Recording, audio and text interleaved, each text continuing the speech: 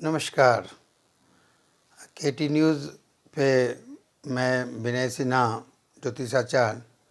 मैं बार बार किसी न किसी मुद्दे पे आपसे बात करता रहता हूँ, चर्चा करता रहता हूँ।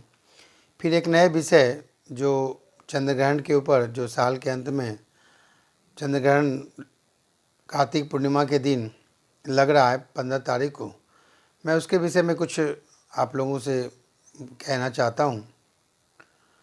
ये चंद्रग्रहण इस साल का आखिरी ग्रहण है और चंद्रग्रहण तो आप समझते ही हैं कि चंद्रग्रहण मन के लिए सबसे ज़्यादा उपयोगी माना जाता है।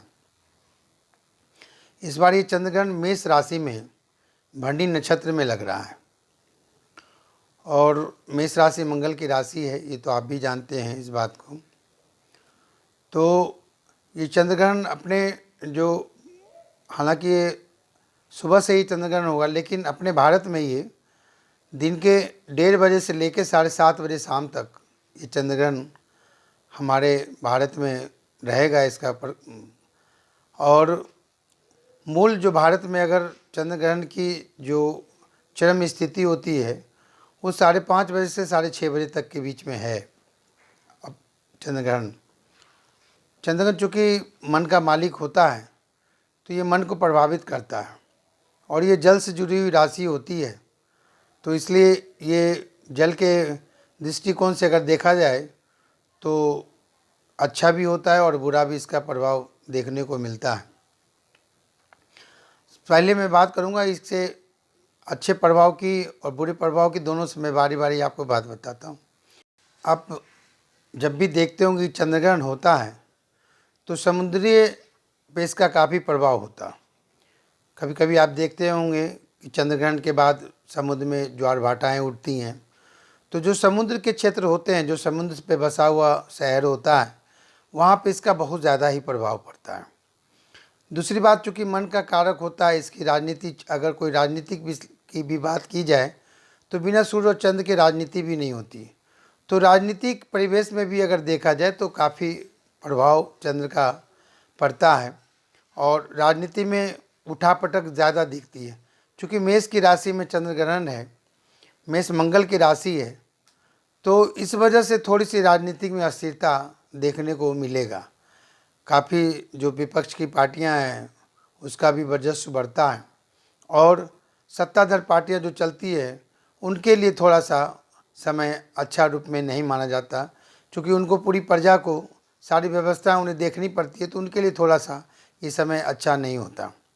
तो एक तो ये चीज़ होती है कि जो समुद्री क्षेत्र होती हैं जहाँ पे, उन क्षेत्रों में इसका प्रभाव कुछ ज़्यादा ही होता है। अब मैं इसके कुछ आपको ये बताऊं कि लोग काफ़ी ये महसूस करते हैं कि चंद्रग्रहण है, इसमें क्या करना चाहिए, नहीं करना चाहिए। लोग डरते हैं। इसमें डरने जैसी कोई चीज़ नहीं है, ये खगोलीय घटना है, लेकिन ज्योतिषियों में भी इसकी गणना की जाती है, इसलिए इसमें डरने जैसी कोई बात नहीं है। खासकर आप देखे होंगे महिलाओं में ये चर्चा होती है, जो गर्भवती महिलाएं होती हैं उनको कहते हैं कि चंद्रग्रहण का काफ़ी ज़्यादा प्रभाव होता है। ऐसा नहीं होता। चंद्र चूँकि मन का मालिक है, आप मन में जैसा सोचेंगे उसी ढंग से होता है। ये कहना कि गर्भवती महिलाओं को चंद्रग्रहण का प्रभाव होता है, उसे बचना चाहिए, ऐसा कुछ नहीं होता। चूँकि मन का मालिक चंद्रमा है, आप जैसा सोचेंगे आपके लिए वैसा ही होगा। इसलिए इसमें घबराने की जैसी कोई चीज़ नहीं है कि आप इसके लिए भयभीत हो, घबराएं, ऐसा कुछ नहीं होता। दूसरी बात, इसमें लोग खाने पीने की भी बात करते हैं कि ये नहीं खाया जाए, ये नहीं किया जाए, मंदिर में पूजा नहीं की जाए। तो मैं इसके बारे में भी बता दूं कि जो अपने भारत में जो चरम पे चंद्रग्रहण की स्थिति होगी वो 5:30 से 6:30 बजे है। उसके पहले भी 1:30 बजे से चंद्रग्रहण है, लेकिन वो उतना नहीं है प्रभावशाली। जो अपने भारत में जो ग्रहण का प्रभाव होगा वो होगा 5:30 से 6:30 बजे के बीच में। तो आप कोशिश ये करें कि उस समय कुछ ना खाएं पिएं तो ज़्यादा अच्छा होगा, क्योंकि मन को वो चंद्र प्रभावित करता है। तो कुछ खाने से बचें। अगर बहुत ज़्यादा ही आपको ज़रूरत पड़ती है तो आप जल को ग्रहण कर लें।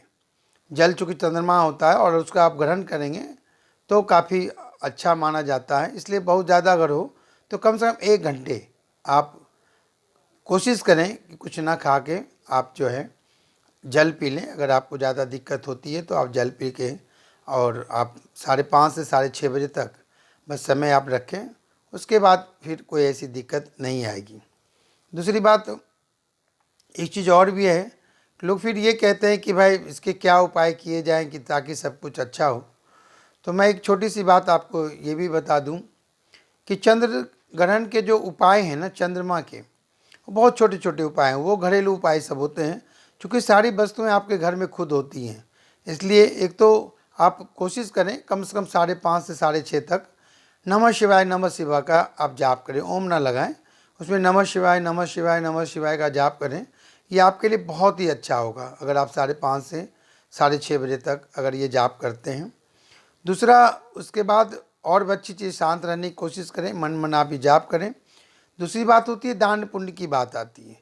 तो दान पुण्य में आपके घर में ही सब कुछ उपलब्ध है, जैसे आटा है, चीनी है, दही है, ये सब चंद्रमा से जुड़ा हुआ चीज़ है।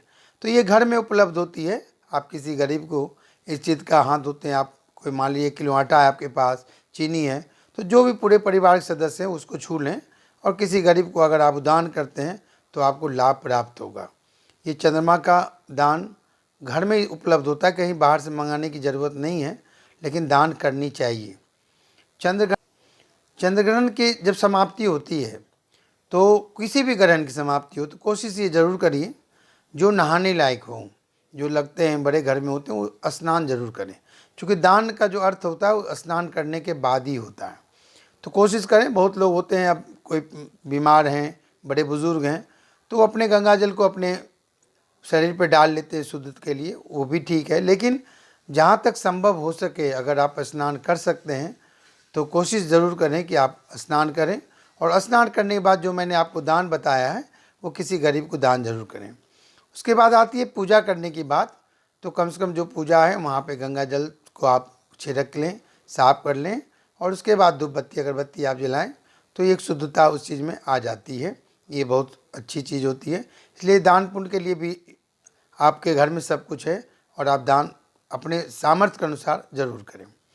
दूसरी एक चीज़ बात मैं अभी बताऊं कि आप, चूँकि चंद्रग्रहण है और इसका प्रभाव 15 दिन 1 महीना आने वाले, ये भी कहा जाता है कि जब तक दूसरा ग्रहण नहीं आए तब तक इसका प्रभाव रहता है।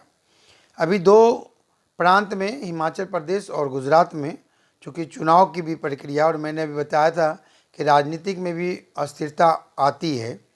लेकिन सबसे अच्छी चीज़ है कि जो अपने देश के प्रधानमंत्री मोदी जी हैं, इनके 6ठे घर में चंद्र का जो है ग्रहण का प्रभाव है, 6ठे घर से।